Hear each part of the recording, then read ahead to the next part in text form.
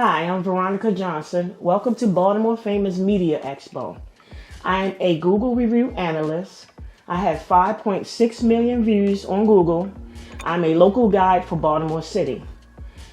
I usually do my reviews on restaurants, businesses, and any places that I go into that I feel need to have some type of recognition for the wonderful service they provide. But today, I'm going to be speaking about a clip that I stumbled across on Instagram from Baltimore History Channel. Here's the clip. This is Baltimore History Channel, which has two other channels. I want to give credit to them because they actually bring out the charm in Baltimore City. You can also find information on here that relates to this particular interview. It says, what thoughts do you have about this interview? Well, I have my thoughts on the interview, and once we get finished watching the clip, I'm going to share my thoughts on the interview. Big. You know, your guys' story has a lot of the Wire's storylines in them, and you don't believe how organized it is. And actually, what's funny is we've had drug dealers from Baltimore on the show, and they're like, Baltimore didn't run like that. It was very turned down. There weren't a lot of murders. New York guys ran everything because Baltimore cats are bumpkins. They're hicks. New York guys would come down there, make all the money, and just get the f out. But you guys really ran that the way organized crime style. I mean, yeah, we did to the best of our ability. But I think that the Wire was based a little after everybody turned on New York. There was a time where you could go from New York to DC or someplace else and everybody be in awe with a New York person. Mm-hmm. Now you go to somewhere else and you're already suspect. They ready to blow your head off. Like New York is not really welcomed a lot of places because they feel that we was arrogant and we going over there to take over and all that. I never really was on the out of town hustling, but I could relate to why people probably started feeling bad because you going over there to take their money, their chicks, and then you trying to talk down on these people. How you think they're going to feel? So once they started realizing that they could do this on their own, they started killing us. Yeah. Now that we watched that clip, the gentleman from the Baltimore History Channel asked questions as to how we feel about that clip and the information that was put into the interview. So I'm going to give you a little history of what I know about Baltimore, living here from 1960 on up to now. So first I want to address that this clip speaks about Baltimore versus The Wire. The Wire was a movie series of different types of court cases, street cases, police reports, collaborated together to create a series of entertainment. So even though the material was true and factual, it was put together and pieced together for a storyline. So when people see that, they tend to say, well, did those things happen in Baltimore? Yes, they did, but it wasn't in the way that they chopped it and pieced it back together for entertainment. Number two, we also had The Corner. We also had We Own This City. They were also material that was put together for entertainment. Okay, so when you speak about organized crime, you can also go back to this channel and you can see a clip that the gentleman did on the Gotti family. And I'm going to just pull it up with my phone. It says that the organized crime from New York City was based on the Gambino family, which had an active crew in Maryland. And this crew was responsible for the organization of collecting money and settling disputes. This is what the organization was for here in Maryland and how they worked together with the city of Baltimore. It was New York, Virginia, DC, Baltimore, New Jersey, and the other few states that worked together in organized crime. I think that if you guys don't know what organized crime looked like, you might want to check out Bumpy Johnson, Goodfellas, Scarface, and The Godfather. They were organized crime that were a family. And there's a difference between family and street crime.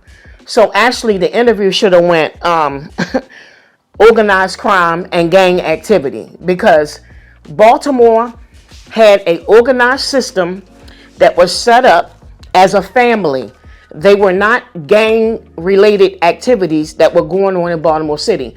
But for some reason, somehow between the 80s and up until now, they merged in gang activity. So organized family crime and gangs with gang activity is two different things. So I'm going to go over what those are. Okay? If you want to know what the gang activity look like, watch the movie Carlito's Way. Because Carlito says it to the guy in the movie. He says, we don't snatch chains, we don't rob old ladies. That's gang activity. That's not organized crime. Organized crime was a family. Gang is just whoever can come in, whoever can get out. They call themselves a family, but their whole motive was totally different from the drug life. Okay. Here in Baltimore, you can look at the history. In fact, you can Google this history of some of the major drug dealers in Baltimore, and those that stayed off of the scene. They did not want to be put in the newspaper or on the news. They didn't want that. They wanted to remain off the scene. So we had Maurice, which they call Peanut King. We had Frank Matthews, Melvin, and Thomas Joe the Dancer. And there were some others that had organized family in Baltimore. What I've learned from my experience is that from 1978 to 1982, I was in a relationship. I think when I turned 16, I ran away and I moved in with my boyfriend, whose boyfriend was a kingpin drug dealer in Baltimore City. So I got a chance to see how they live, the inside of how they ran things. They did not run it according to gang activity laws or what they're doing in the street. I don't know what they're doing, but I can tell you that what this gentleman spoke in the video is not it. Baltimore, the reason why they called it Charm City was because they were able to sit down in Baltimore and speak with people from other cities and work with them so that they all can get the money. Their goals were not to overtake. I don't know when that system came in. That's not a part of the family system. It was they went home and took care of their family and their city, and they all had that one goal, was to take care of their family and take care of their city. If people came in Baltimore during the 70s to try to take over, they found them at Gwynn Falls Parkway in the park. I have a family member who worked for Recreation and Parks, who cleaned the parks, and they found a lot of bodies in those parks because those people came from North Carolina and other places thinking that they were going to spy, set up. And you have to understand, everybody who came in Baltimore, people knew it. If they came east side, west side, any side, they knew them tags. If they seen some different tags in the area, they got those tags ran. They had police equipment. They had scanners. They had all kinds of equipment where they can find out if that's a family member. They checked first before they ran them out of Baltimore. And if they kept coming back, they found them somewhere. So I don't understand that part. So another part that got me about the clip was people were fascinated to see New York people. I don't know when that took place because, like I said, the people in Baltimore had family in New York. They had family in New Jersey. They had family in D.C. They had family in Virginia. And they had family in North Carolina. So everybody knew who family was who. So I'm going to tell you this. When the guys who were the kingpins that I grew up on, I'm just going to tell you, I'm just going to run this list down of what I saw, okay? This is Baltimore. This is Charm City. They encouraged us to stay in school. They did not get high. They counseled each other on family issues. They had dinner together. They took days off together. They made sure that child support was paid, all their baby mamas was taken care of. They made sure that none of them had parking tickets or any type of outstanding issues that would bring heat to what they were doing. They did not do business on Sundays. They did not tolerate gang activity or harm or danger children, women, those that were disabled, nor did they murder for anyone for no cause at all. So they weren't going out just shooting up people, killing people for no reason at all. That was not family activity. That's gang activity. That's something totally different that developed into what they call the drug culture or the drug life. Those that terrorized the neighborhood was found somewhere. You know, if it was a family member, they told them, get your family member. You know, they're doing things to other people who are in the family. They're hurting and harming them. So if the family member, you know, didn't get checked, if they didn't change their ways, if they didn't change their behavior, they were found somewhere. The drug dealers or kingpin that I grew up with, they paid for people, family members to go to college. They paid for block parties and contests. They had Afro Cleanup Block in Baltimore. It was the drug dealers that funded the Afro Cleanup Block. They would give the people and the women in the neighborhood the money to go out to buy those materials that they needed so that their neighborhood would be number one in the contest. And then they would bet on the side to see whose neighborhood won the contest. They funded church events. They would shut the streets down. They paid for the DJ. They paid for the food. They paid for funerals. They paid for commissary for family members who went to prison, and they took care of their children. They were organized. They had codes. They had principles. They had morals. They had rules. They were organized with a purpose. Some of them were in college, going to school to be lawyers. Some of them were going to school to work in the banking system so that they can set up an organized system where they can have a city within a city, where they own property and stores. A lot of them had stores, clothing stores, pool halls. They had clubs. They were the type of organized family that you wanted to be a part of, not this gang activity. They didn't tolerate gang activity. They ran those people off the streets. They ran them out of Baltimore. If they couldn't talk to them or try to get them to change their ways, they got rid of them, because that's not what they wanted in Baltimore. Baltimore was, even though they did what they did, and it was not good, it was for a particular purpose and a particular reason. They tried to save the young people in Baltimore City. And they would say, hey, don't be like us. Don't do this. We got caught up in this, but we have a plan. They never wanted to be in it for the rest of their life. Their plan was to accumulate property, accumulate stores, and, you know, they had a vision for what they were doing. So I don't understand how this gentleman in this video, where he got his history and his information, the one that's doing the interview, calling Baltimore Hicks and whatever, I don't even know those terminologies where he got them from.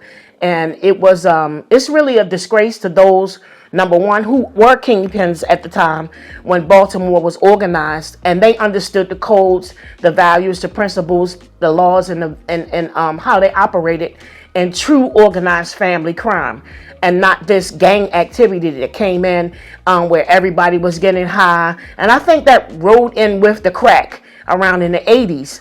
That's when you begin to see the organization of crime go down as far as the value of it and their codes and their principles. Now this gang activity came in with the crack, and you see people just driving by, shooting people for no reason, killing women, killing children. You know, like Baltimore has really lost its way. And the way was, even though we had what we had going on in the streets, we were still Charm City. We were still Baltimore, and we still kept our neighborhoods intact. They paid people rent. They paid their gas and electric. They made sure people didn't get evicted. So they were organized drug dealers with a purpose. They were organized family with codes, principles, morals, and they took care of their neighborhood and they took care of their city. So that is my response to the video. And when you guys get a chance, go to the Baltimore History Channel and check out that channel. I want to say to the gentleman or whoever put that channel together, I love it. It really shows the community of Baltimore and how it really was from the beginning. My name is Avon Bellamy. When I was on the streets hustling and doing things in Baltimore, they called me Lawrence Street Reds, Pennsylvania Avenue Reds. That was my title, Reds. I lived at 555 Lawrence Street. I don't know. The last time I was down there, it looked nothing like it looked when I grew up there. I hung on the avenue for a while. I was on the avenue from, I guess, about 14 years of age, which was 1955, until about 1964, 65, and that I had calmed down a little bit by then and was into some other things. Thank God for God is what I would have to say. Now, a lot of that stuff is going to be in this book. You know, this is a book that I recount some of the information in, and it's basically, major parts of my life story. I'll put it that way. It's not the all of my life story, because all of my life story is going to take in a whole bunch of people that some of them have litigious relatives, and I don't want to be in a position where somebody's trying to sue me for saying some things. I've already experienced that trying to happen to me. But anyway, this book, which tells major portions of that, is that would be a recounting of my life between those years and beyond. And beyond stories in the book too.